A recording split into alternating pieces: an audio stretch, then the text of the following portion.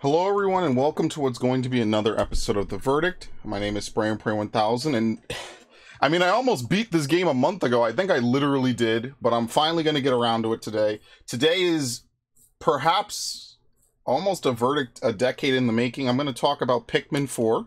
Now, if you remember, The Verdict started way back in 2013. One of the first games that I did was, well, the literal first one was Devil May Cry 2013, but the second one that I did was something completely unrelated. I think it was Dead Space, but that has nothing to do with it. I did Pikmin 3. For those of you who are willing to look back or might have actually seen that already, this will be the sequel to that, because now in 2023 we have Pikmin 4, and Pikmin 4 is a game for the Nintendo Switch. This is going to be a very nice one, because I actually really did end up enjoying the game. Now, Pikmin 4, like Pikmin 1, Pikmin 2, Pikmin 3, is an action-adventure puzzle game. I don't know if I'd call it a strategy game. I mean, there are some strategy elements to it, but it's not a traditional real-time strategy game. Essentially, you play as a commander. In this game, you get to customize and create your own commander. You travel to PNF 404, which is the planet of the Pikmin. And then you travel around, you find people to rescue, you find different treasures to collect.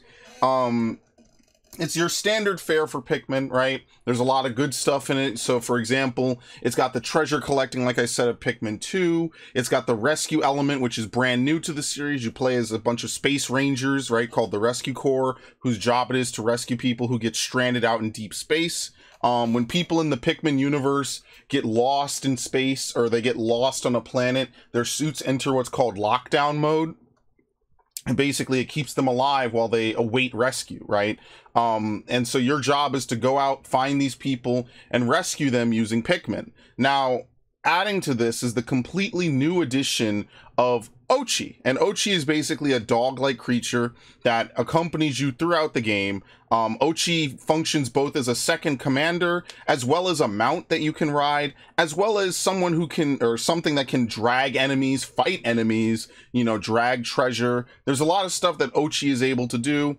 And, you know, making the most of both what your commander can do, as well as what Ochi can do, is a big part of the game. Now, as I said, this game is very similar to previous Pikmin games. If you've played any of them, you'll be more or less at home, especially if you played 2 or 3. It plays very similarly to both of those. The way that you progress through the game is you find Pikmin, you grow Pikmin, you create enough Pikmin by taking either deceased enemies or pellets back to the onion. And then once you do that, that will allow you to create more Pikmin that you can then take out, and then you can use that to fight enemies or find new treasures.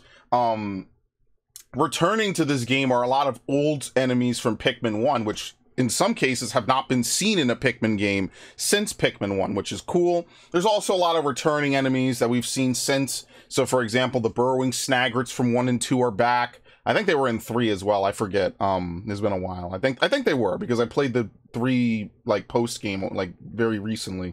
There's other enemies that appear that are from Pikmin 3, and this is going to be the general backing to this whole review, is that Pikmin 4 tries its hardest to include everything from every aspect of the first 3 games. Now, there is a 4th game called Hey Pikmin. I have not played it. Doesn't really seem to have much presence in this story, so I will be ignoring it. It feels more like a throwaway game. But yeah, they really wanted to make sure that Pikmin 4 had a lot from the first 3 games. Now, most of what is in most of Pikmin 1 is represented in a little side mission that you get halfway through the game, where you play as Olimar, who is the longtime series protagonist.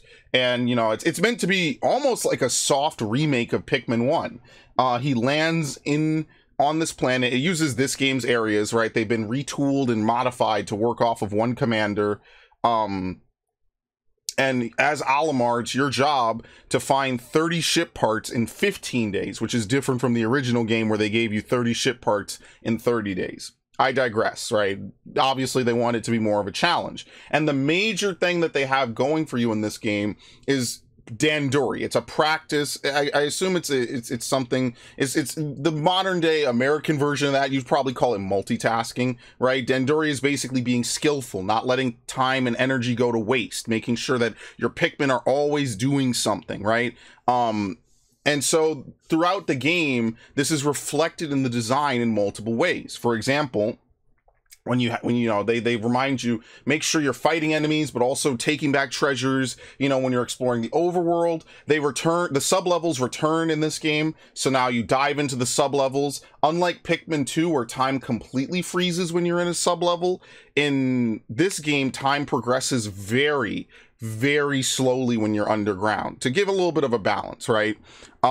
There's also what's called Dandori challenges, where you'll face off against some of the leaflings or spacefarers that have been corrupted by the planet. They have leaves growing off their face and stuff, and it's your job to rescue them. You can go out and find their different sublevels and play like little mini games.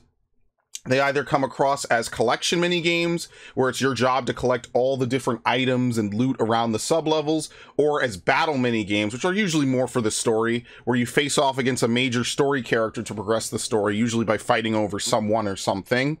The battle mini games are kind of like versus mode if you ever played Pikmin 2.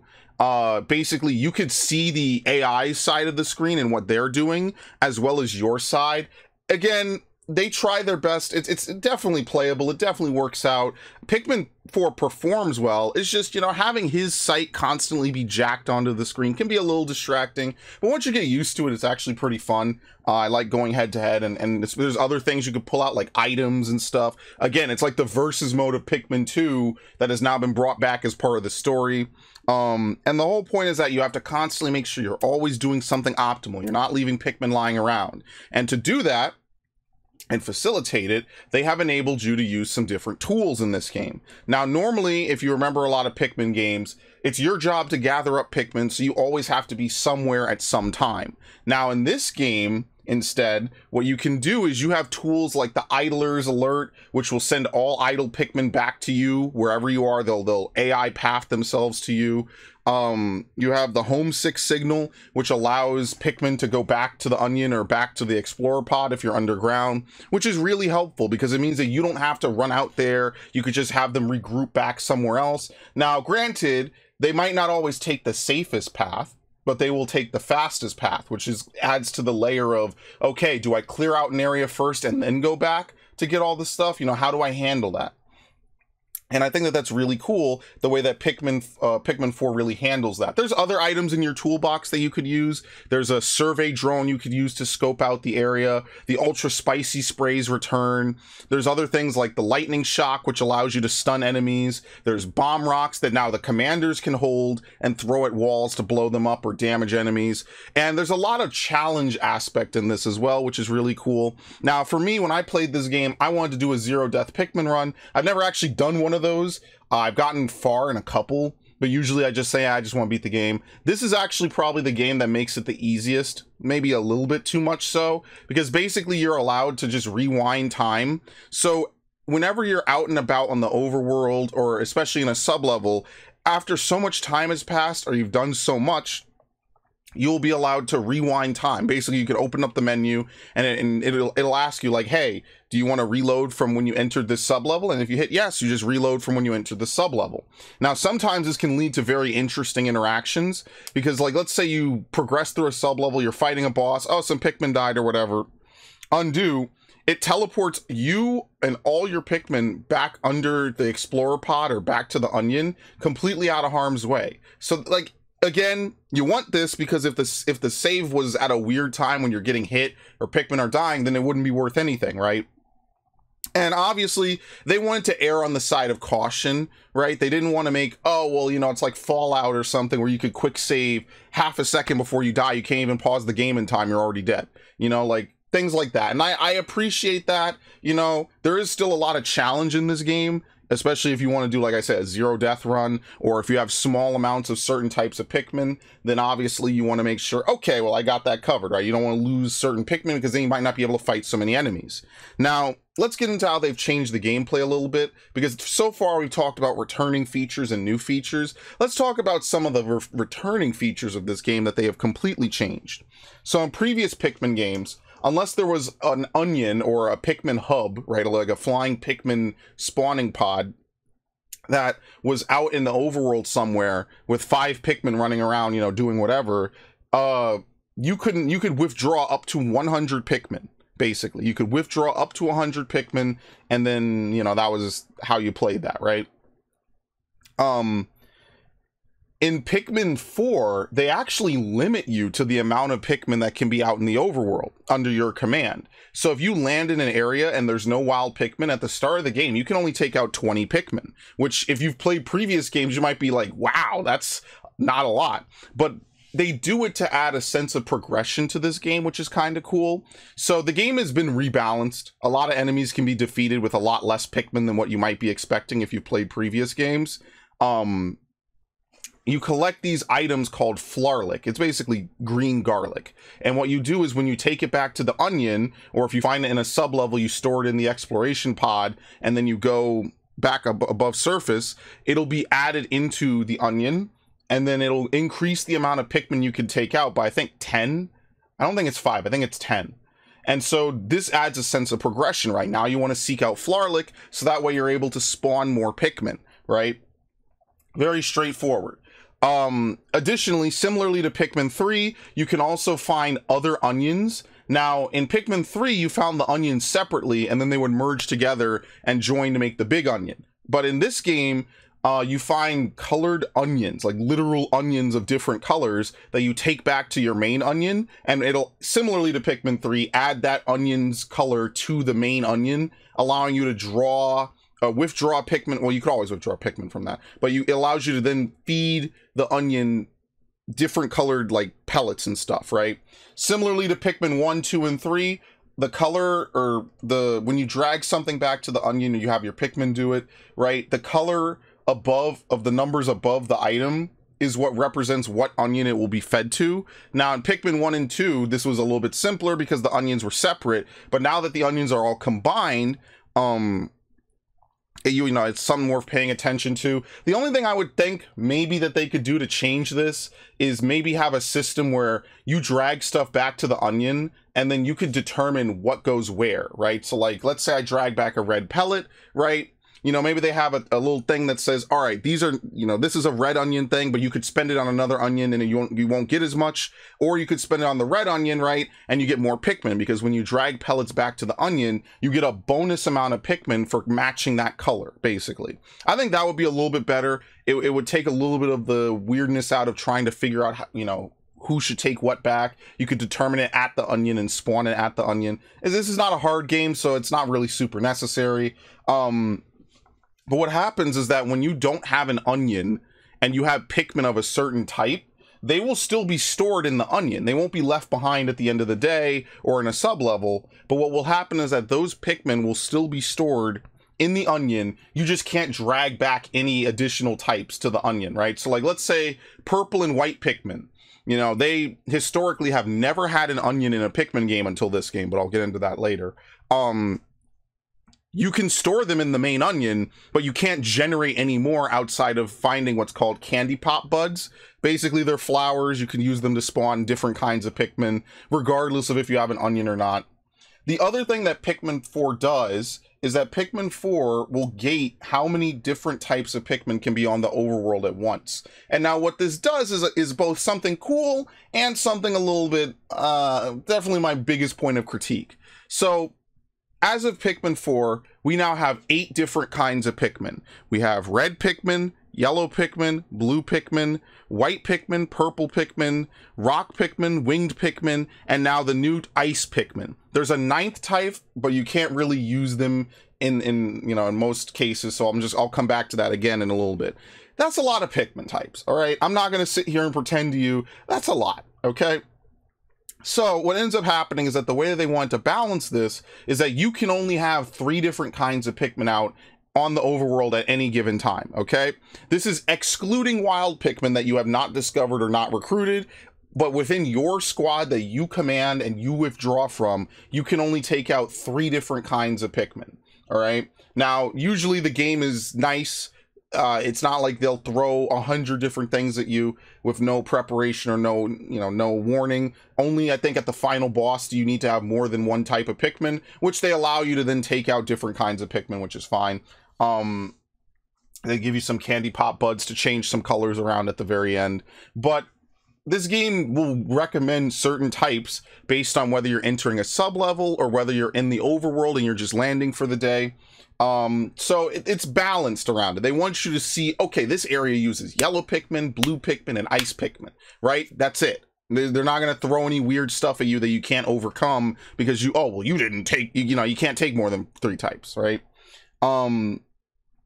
Like I also just said a little bit, in Pikmin 4, you are allowed to change your entire Pikmin team setup when you enter a sub-level. So for example, if you're exploring the overworld and you have like red, purple, and rock Pikmin, but then you come across a sub-level that requires, blue Pikmin and ice Pikmin, you can entirely change out what Pikmin you go into the sub-level with, and then once you're done with that sub-level, you come out, you can redesign your team again on the fly. This one change means that you do not have to go all the way back to your landing site, which could take time to change out what Pikmin you have in your team, then go all the way back to the hole, dive in, do your thing, and then go all the way back and continue what you were doing before. You don't have to do that at all, which is very nice and an amazing idea that I really like. Additionally, Pikmin in this game will once again revert back to Bud and then down to Leaf when they take damage. So it's not like Pikmin 1 and 2 where Pikmin take damage and they just go from Flower to Leaf, which is really nice. You can gather ultra spicy berries to make ultra spicy spray, very similar to Pikmin 2 and I believe also 3. All this does is it increases Pikmin's, I believe it increases their attack rate, and it definitely increases their carry speed. And it increases their movement speed as well. Unlike Pikmin 2, it applies to Pikmin anywhere on the map, unlike Pikmin 2, where they had to be under your control to benefit from the spray when you use it. If you use an Ultra Spicy, it doesn't matter if they're on the other side of the field, they will start moving faster, so which is very helpful. But yeah, my biggest criticism is I think that instead of 3 Pikmin, it should have been 4 Pikmin. I think that would have been a little bit better on the balancing, as well as just, in general with the game. I would appreciate that a little bit more.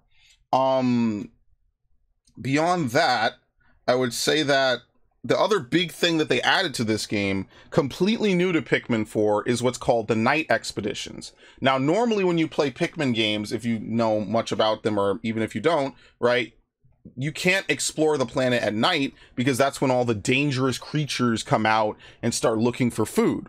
Most of the planet's dangerous life are nocturnal, even though they can wake up in the day or patrol during the day or something. So basically you go there, you go out at night, the onion actually doesn't follow you, it goes up at night. And what you'll do is you'll find what's called luminoles, and from luminoles spawn a new type of Pikmin called glow Pikmin. Now, glow Pikmin are basically, as the name suggests, like kind of ghostly. They don't have a physical, well, they have a somewhat physical form, right? When they die, it doesn't actually count towards Pikmin that have died on your counters, right? So I actually use that to say I had a no-death run, which is very nice. But glow Pikmin can only exist at nighttime, and then come morning, the entire area reverts back to its daytime setup. So basically what you do is at nighttime you play defense. You play defend the luminol, and in the morning, if you successfully defend it, you get what's like a bottle of sap, right? Luminol sap. And your ship's doctor can use that to cure some of the leaflings that you find and you rescue. Now, not everyone you rescue will be a leafling. Some of them will just be normal people. And the whole game's plot is basically like a what-if take on Pikmin 1's bad ending, right? Even it's canon, but I mean, it's like a take on, if you remember Pikmin 1, in Pikmin 1, you play as Olimar. Canonically, he escapes the planet, as we know from Pikmin 2, 3, Hey Pikmin probably, and Pikmin 4. He escapes the PNF 404, goes home, and then Pikmin 2 immediately picks up from where it leaves off. In this game, all the leaflings have been taken into an onion and been turned into these things that become obsessed with Dandori, which is interesting, right? Because, you know, Pikmin are very good with organizing and things. They just need leaders to lead them, which is actually kind of unique. Beyond that, I like the Olimar mode, right? Where you have to collect the parts. Specifically, it adds a little bit of backstory to the game, why Olimar's there. You get to play as him again, which is cool. Obviously, it's very different to his original game, which is more of a puzzle game. There's some high-level combat in it a little bit. But yeah, I like that you have the night expeditions, right? Just completely a new game mode where you have to defend the luminol. Sometimes there's 2 luminols. A lot of other enemies will spawn. Like, for example, the Smoky Prog will show up and try to, you know, kill Pikmin on its way to beat down the luminol. There's trick luminols you could set up called trick nulls that will act as mobile spawn points. You could pile in items into. You pick up these like little star bits, I guess, from like, it's kind of the same ones from Mario Galaxy a bit. If you dump them into a luminol or a trick luminol, every so many that you dump in, you get additional glow Pikmin, right? What you could do with glow Pikmin is you can combine them up into a ball by holding X, and then you could throw it at enemies, which will then stun them for some amount of time, depending how many Pikmin were in the ball. This allows you to get the drop on a lot of enemies, and allows you to take them out in what would be otherwise a very dangerous situation. Now, when morning comes in a night expedition, the glow Pikmin you have will just go away. On the flip side, you get a set amount of glow Pikmin seeds. I think it's like every 7 or 8 glow Pikmin you have, you get 1 seed. And what you could do is you could use these when you're in a sub-level, or also, I think on another night mission, you could use these to spawn 1 glow Pikmin per seed that you throw. And for those of you who might have played Pikmin 2, it's very similar to Bulbmin a little bit. Or you would find Bulbmin if you didn't have a maximum amount of Pikmin in a sub-level. The other thing that you can do in this game is they brought back some of the other tools that you have in Pikmin games. So for example, the charge, you could still command Pikmin to charge like in Pikmin 3. What you could also do is you could ride Ochi, and when you hop on Ochi, all of your Pikmin can hop on Ochi and ride him as well, which allows you to then traverse water. Yeah, I know, it's crazy. You could traverse water with non-water type Pikmin. Now, you can't throw them if they would, you know, if they're on Ochi and they would otherwise drown. You can't throw them. Obviously, it also leads them to be susceptible. Like if you get attacked while swimming, right, they might get knocked off. Ochi also has his own health bar. He could fight enemies and you can upgrade, and that's something I'll get into in a minute. But like you could have Ochi throw Pikmin as well if you're playing as him. He basically functions almost entirely similar to the commander. He can go through like little dog pipes that you can't, but at the same time you're able to climb up ladders and things that he can't. So it's an interesting twist on the 2 commander system. I forget if there's a go here command. There might be. I think Pikmin 3 had a better go here command where you could, you know, pause the game and tell commanders like, I want you to do this and go here, right? But yeah, speaking of that, you can also have your Pikmin climb on Ochi and you could do what's called a charge attack. Now the charge attack is exactly as it sounds. You can do a little hop and then you can slam into an enemy after charging it up. This will dislodge all the Pikmin off of Ochi and onto the enemy, and then you can deal lots of damage, right? The enemy will be stunned, and then your Pikmin will probably get an easy kill, you know, from startling them. Now remember, this has a cooldown time, and it can also miss if you don't aim your charge correctly, but it's obviously a very great help. There's a lot of moves and things that they added to this game, which really makes it into a masterpiece, in my opinion.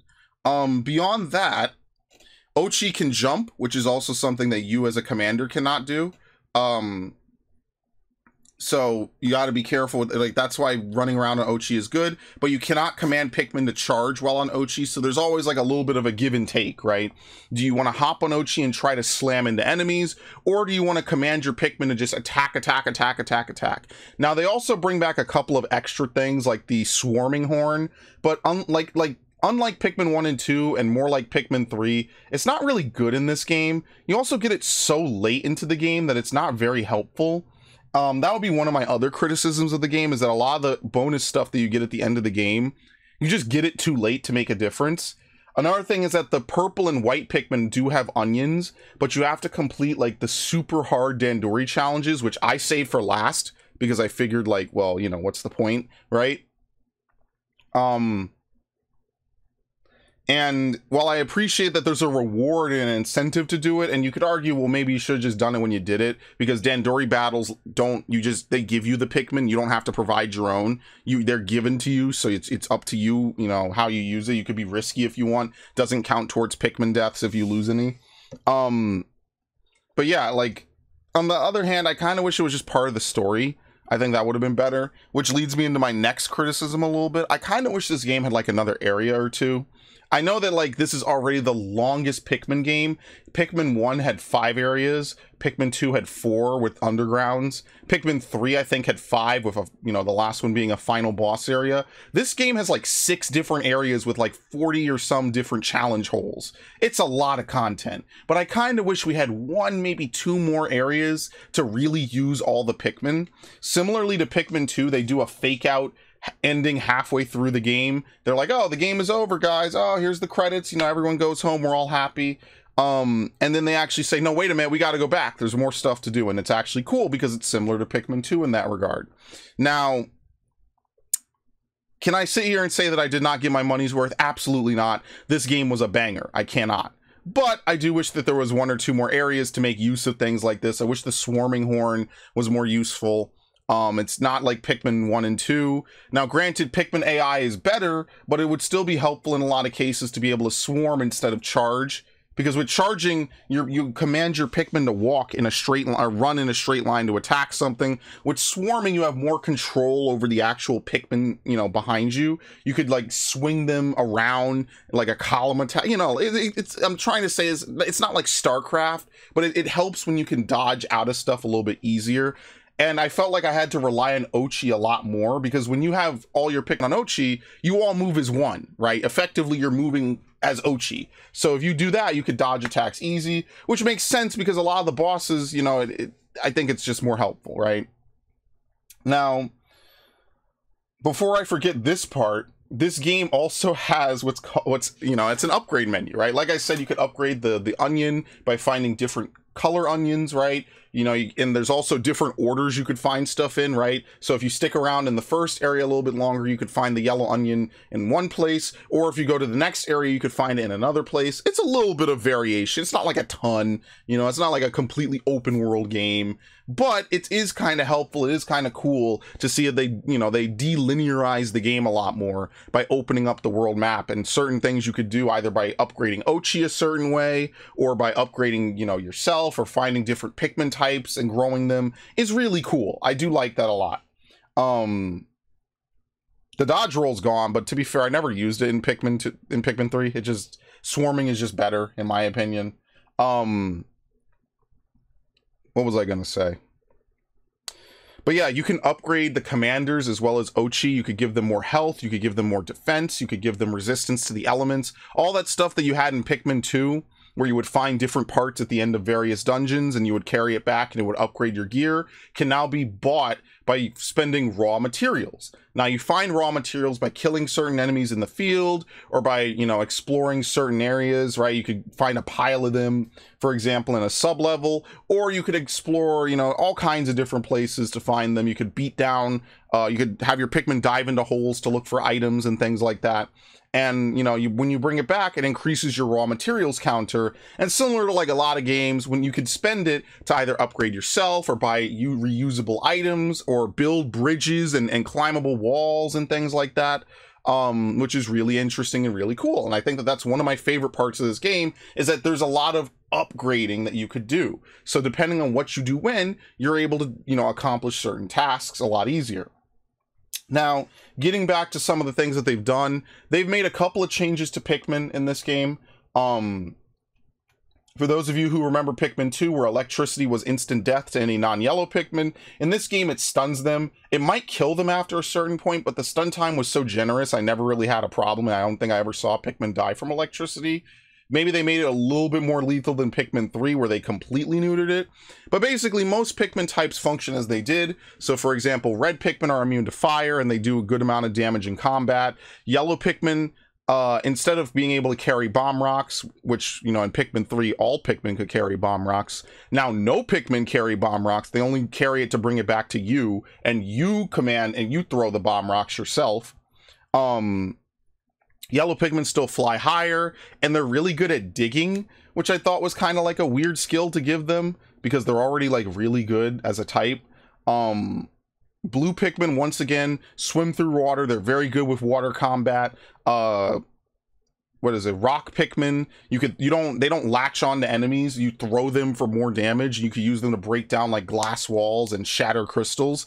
Winged Pikmin, as the name suggests, will carry objects, and they will fly them to, you know, across and over certain barriers, which is cool.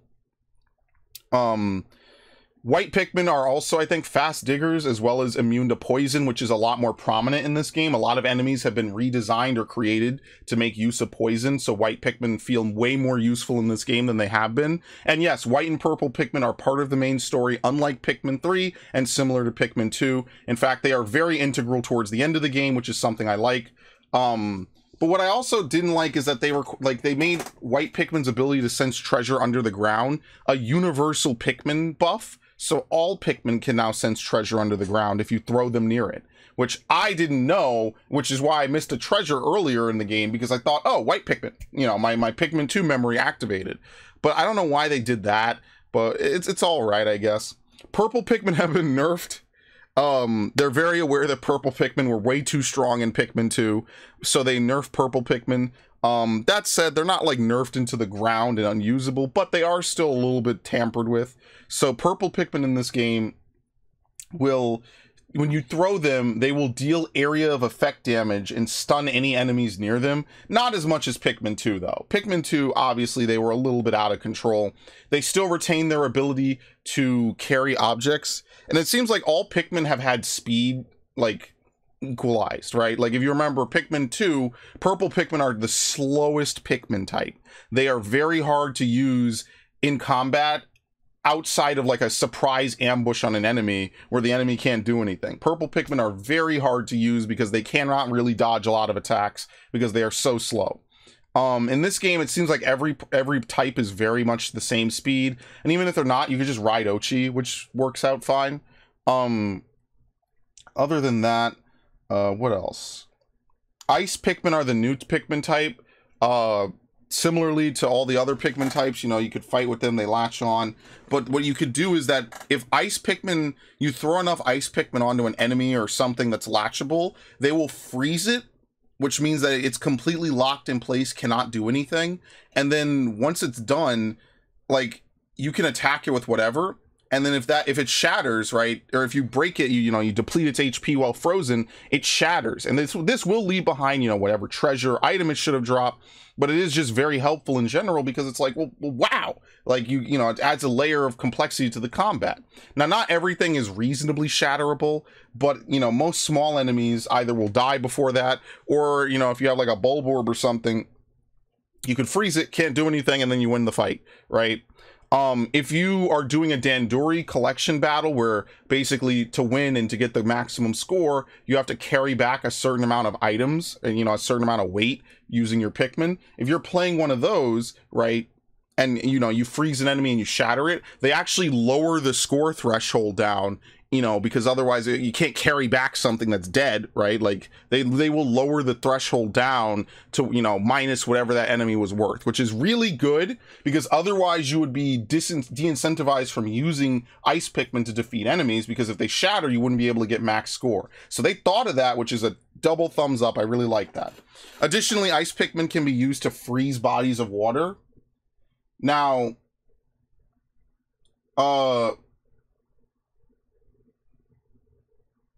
okay. Now, unlike...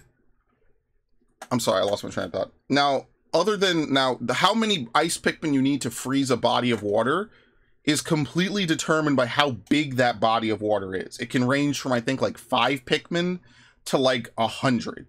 Now, obviously, you know, 100 is the max limit still in this game, right? You get my point. Moving on to graphics, this game looks great. It performs great. Oh my god, I cannot believe that this game looks and does as well. Now, I think there are a few instances of like slowdown or stuff, but it's not slowdown, sorry, like a few instances of where things don't look like tip top, but I don't remember really any slowdown. You know, I think it performs pretty fine. I didn't have any complaints about the performance. Now, what I do have a complaint about is Pikmin AI will sometimes glitch out. So for example, you might have an object that requires 5 Pikmin to carry, right? And you'll put 5 Pikmin, you'll throw 5 Pikmin, go off and do something else, and you'll be like, well, where the hell are they? And it turns out that last Pikmin, the spot where it's designated to grab the item and then, you know, start lifting it and so they can move it, he gets glitched like running, and the game never like resolves it, gives him another spot, or just says, whatever, you're fine. You know, again, they don't want him to like glitch out of bounds so like he could fall through the floor or something and die. But at the same time, you know, for a game about Danduri, I've thrown the Pikmin, he just couldn't get to the spot because the item was glitched. That did come up a few times in my playthrough, that the AI should probably compensate for that. Right? They should probably say, all right, well, go to this spot. It's not optimal. It's not what we really want, but that's fine, right? You know, like, so that way you're not wondering like, damn, where are these 5 Pikmin? I needed them like 30 seconds ago. They're nowhere to be found. And yeah, they're nowhere to be found, right? Because they're still struggling. Those 4 Pikmin found their spots, but that last one didn't. Yeah, I think that's pretty much it for what I have to say about Pikmin 4. It's a very wonderful game. It's chock full of all kinds of throwbacks. The other thing that you can do is there's side quests you can complete to get more items, more raw materials. It expands the story. It's, you know, you get to talk with characters, see what they have to say, people you rescue, things like that. A couple of characters will also manage the Picklopedia for you, as well as the item catalog. So it's similar to Pikmin 2. When you find all the items in an item catalog, you know, they give you a little treasure thing. You could read Olimar's comments on the items. You could read the sales pitch. You could also read the You could also read Louis' comments on different things as well. The same thing applies to enemies, right? You could read research notes on them. You could read Olimar's things, which are more tactical or more scientific in nature. And you could read Louis' notes, which are just, I just like to eat stuff, you know? What you could also do, which is really awesome, is you could go into the Picklopedia and fight enemies in this virtual environment, right? I think you could even set what Pikmin you bring into it. So if there's an enemy, you're not sure how to beat it, you can actually go ahead, load into this area, fight it as many times as you want, reset the instance as much as you want until you really perfect your skills against it. And that is one of the most powerful tools in the game, might even be underutilized. Again, the bosses can be challenging, the rest of the game not so much, but I think it's still a really cool thing to have, and I think that, you know, it makes me wish they remade 1 and 2, but I'll settle for the remasters because they're very good in their own right.